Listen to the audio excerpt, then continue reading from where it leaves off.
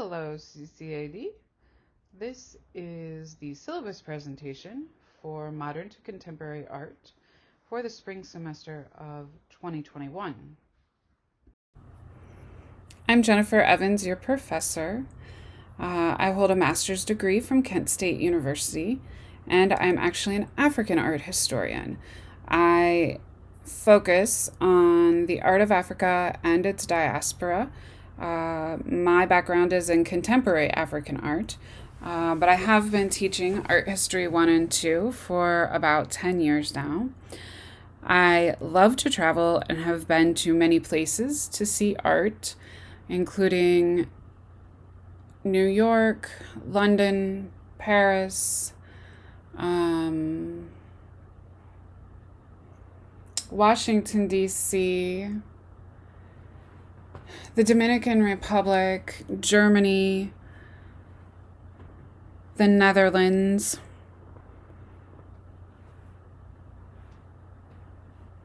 that's all I can think of right now. San Francisco.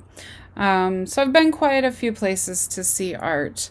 And one of the things that I've noticed is that no matter where the art exhibition is, art seems to stir a response in people that is passionate and that is attention drawing. So I hope that you enjoy my course and enjoy the excitement that I have for this subject matter, and enjoy the specialty that I have in non-Western art, because I'm always going to be asking you to look at the non-Western side of things, even though I'm actually teaching you the Western side of things. So let's take a little bit of time with the syllabus. I just want to explain some course expectations and where you find things within the course. So the first thing I want to point out to you is on the very first page of the syllabus, you will find my phone number listed as a contact. It is my personal cell phone number. I put it on there because I want you to use it.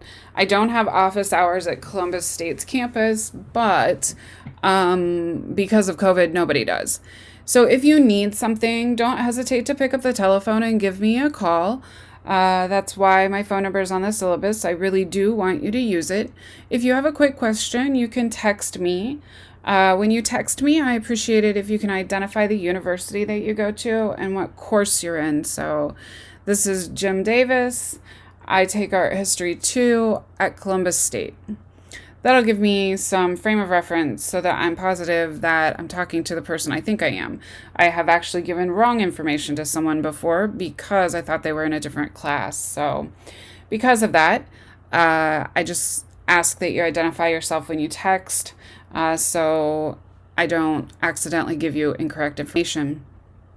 Or you can call me. Please don't feel like you can't call because you're bothering me.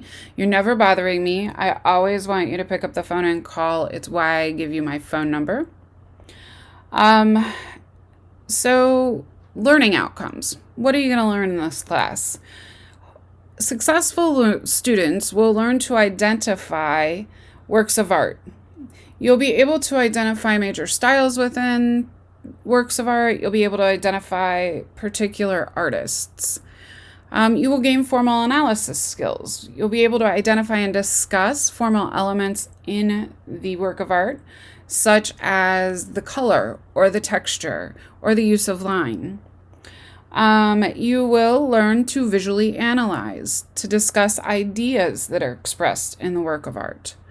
You will learn historical analysis to explain why the art looks the way it does based on cultural influences, based on the artist's experience, based on historical developments that happen. Contextual analysis. You will begin to analyze works of art within the cultural and iconographic contexts. And critical analysis, you'll be able to use knowledge of the formal artistic elements, principles of composition and iconography, media, tools, and techniques to compose contingent interpretations. Boy, is that a mouthful. Basically, you're going to be able to talk about art. If I take you to an art museum, you'll be able to look at a painting and tell me more about what it is using proper terminology and in an educated manner.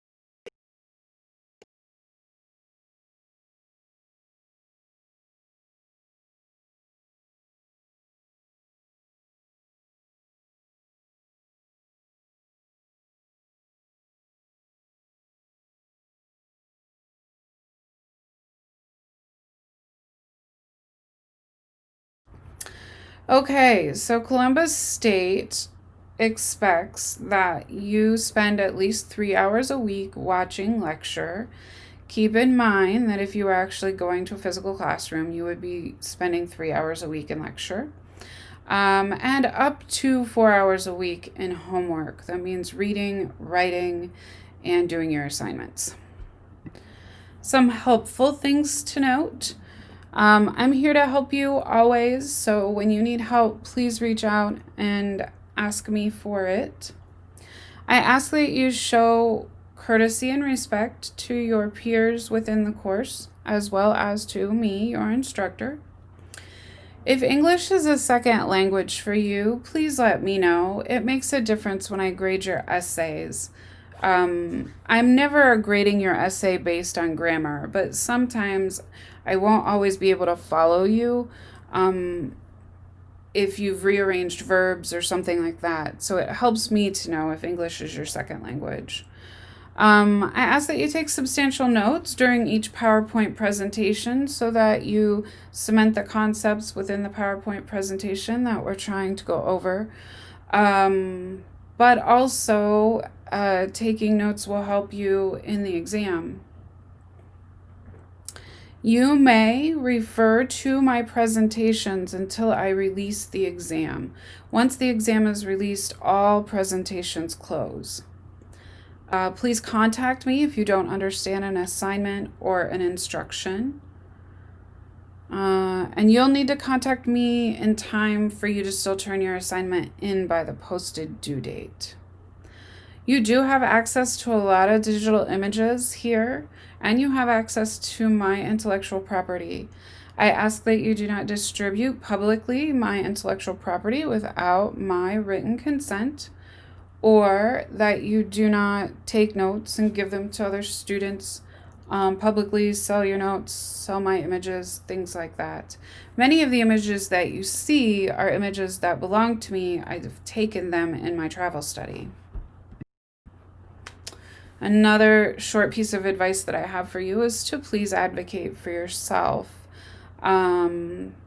Typically, that goes along with the syllabus statements that you can reach from the college.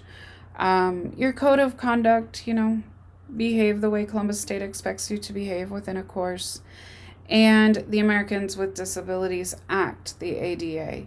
If you have a disability of some sort and you have special accommodations, please bring it to my attention. And if you have special accommodations for a test where you want to take the test in the testing center because they have equipment that you need to use, please make me aware.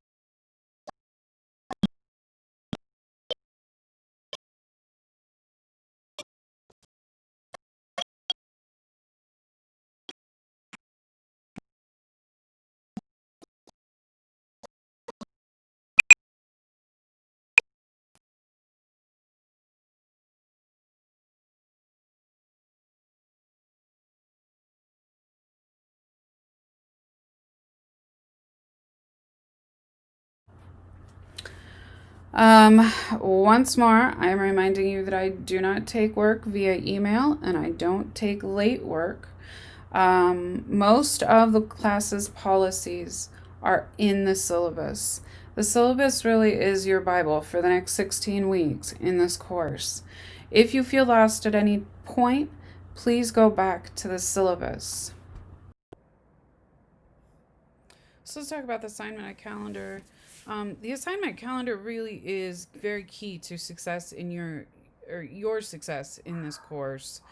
The calendar lists exactly what's due and when it is due, and it gives you other information that you might need to know about the week ahead. So for week 1, you can see that it is listed as week 1, January 18th through January 24th. It's on the far left-hand column of the assignment calendar. That corresponds to what's on CCAD MOODLE. So under CCAD MOODLE week 1, January 18th to the 24th is listed, and then the videos for the lecture are listed. They are listed underneath the lecture topics that are in the next column on the assignment calendar. Then the middle column will tell you what's due and when it's due, or actually it's going to tell you what to do for the week. So for week 1, you need to go over the textbook introduction. You're going to do the response to lecture. And then it tells you when the work is due. It's all due Sunday at midnight at 11:59 p.m. Every single thing that you turn in this course is due on Sunday at midnight, 11:59 p.m. And then important additional information is on the far right-hand side. Things like when CCAD is closed, which I know this is online class, so it doesn't really seem to matter much to you, but things like when the projects for the midterm project is going to be posted and things like that. So pay attention to this assignment calendar. It literally is your roadmap for this class. You need to look at it to know what is going on.